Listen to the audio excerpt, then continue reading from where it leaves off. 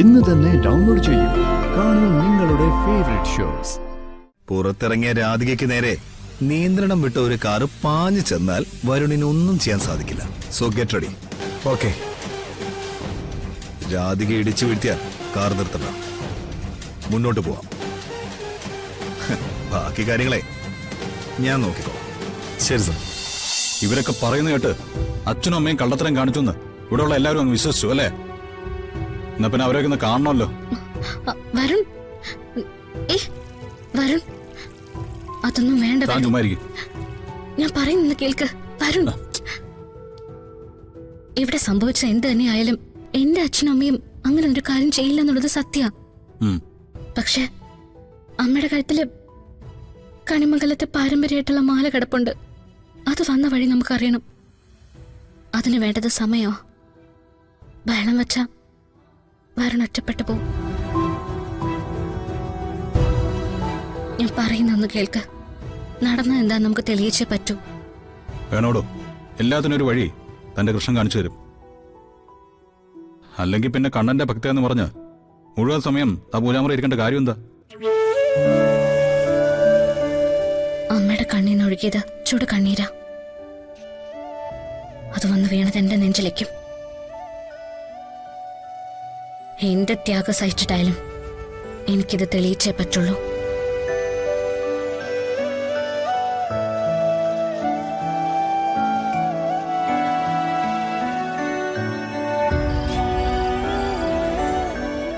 ഇല്ലടോ, നമ്മൾ ചെയ്യുന്നത് തെറ്റാണ്. ഇവരോടൊന്നും ഇങ്ങനെ ക്ഷമിക്കാൻ പാടില്ല. അച്ഛനും അമ്മയും വേദനയോട് ഇവിടുന്ന് ഇറങ്ങാൻ കാരണമായിട്ടുണ്ടെങ്കിൽ അവരവർക്ക് കണക്ക് ചോദിച്ചിരിക്കണം. ആരോടാ കണക്ക് ചോദിക്കേണ്ടത്? അമ്മയോടോ? അമ്മയുടെ മുന്നിൽ ചെന്ന് വേളം വെക്കാനാണോ ഉദ്ദേശിക്കുന്നത്? അമ്മയെ ഞാൻ കുറ്റപ്പെടുത്തില്ല. കണിമംഗലത്തെ ഷെൽഫിലിരുന്ന ഒരു ആഭരണം എന്റെ അമ്മയുടെ കഴുത്തിൽ വന്നിട്ടുണ്ടെങ്കിൽ അതിന് എന്തുത്തരവുണ്ട്? കണിമംഗലത്ത് നിന്ന് ആറ്റുവശ്ശേരി വരെ സഞ്ചരിച്ചത് എങ്ങനെയാന്ന് വരുണ് പറയാൻ പറ്റുമോ? എനിക്ക് പറയാൻ പറ്റുമോ? ഒരാഴ്ച സമയമുണ്ട് വരും. ഞാൻ കള്ളിയല്ലെന്ന് എനിക്ക് തെളിയിക്കാൻ. അതിനെന്റെ ഭഗവാൻ എന്നെ സഹായിച്ചില്ലെങ്കിൽ ഞാനിവിടെ നിറങ്ങും. തനിച്ചോ? അങ്ങനെ ഞാൻ വിടുമെന്ന് തോന്നുന്നുണ്ടോ? അങ്ങനെ തന്നെ ഇറങ്ങുന്നുണ്ടെങ്കിൽ കണിമംഗലമായിട്ടുള്ള എല്ലാ ബന്ധവും ഉപേക്ഷിച്ച് ഞാനും ഉണ്ടാകും തന്റെ കൂടെ. പറയാൻ എളുപ്പ. അമേരിക്കയിലെ ജീവിതം ഒരുപാട് ഇഷ്ടപ്പെട്ടിട്ട് ഇവിടെ നിൽക്കാൻ തീരുമാനിച്ചെന്തിനാ? അച്ഛന്റെ അമ്മയുടെയും കൂടെ കഴിയാനല്ലേ? മുത്തശ്ശിയെ സ്നേഹിക്കാനല്ലേ? വരണ്ട സന്തോഷം അതൊക്കെയാണെന്ന് എനിക്കറിയാം. രാധിക പണ്ടത്തെ പെൺകുട്ടിയാണെങ്കിൽ ഇപ്പോ തളർന്ന് വീണ് കിടന്ന് കരഞ്ഞേനെ. പക്ഷേ എനിക്കിപ്പോ നല്ല ധൈര്യമുണ്ട്. ഇത് ഞാൻ തെളിയിക്കും. ചോദ്യങ്ങൾ ഒരുപാട് വലുതാ.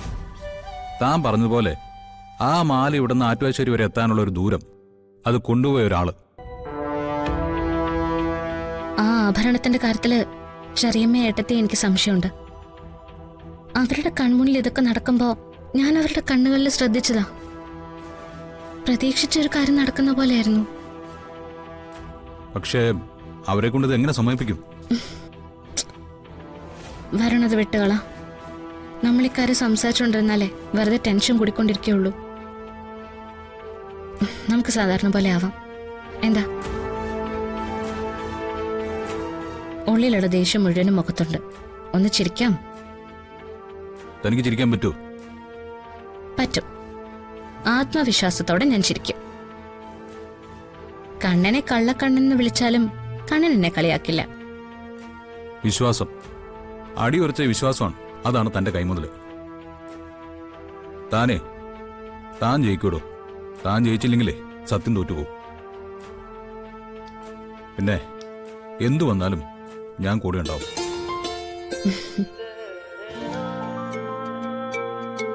ഇതാ എന്റെ കരുത്ത്. ഇതാണ് എന്റെ ആത്മവിശ്വാസം.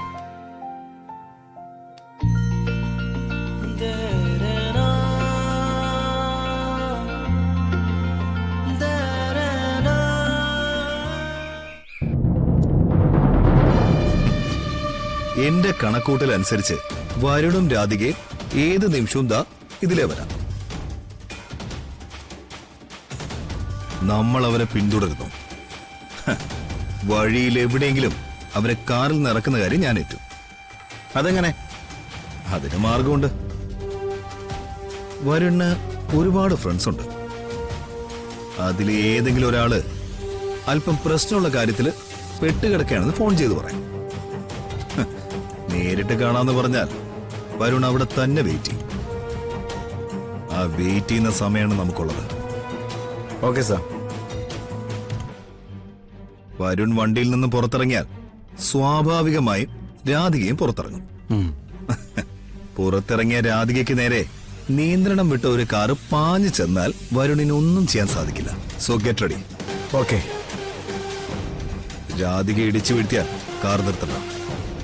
മുന്നോട്ട് പോവാം. ബാക്കി കാര്യങ്ങളെ ഞാൻ നോക്കിക്കോളാം. ശരി സാർ.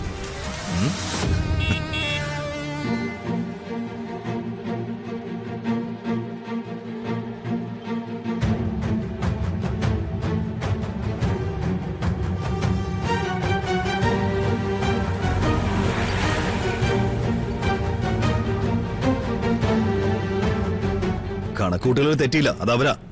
വണ്ടി എടുക്ക. ആ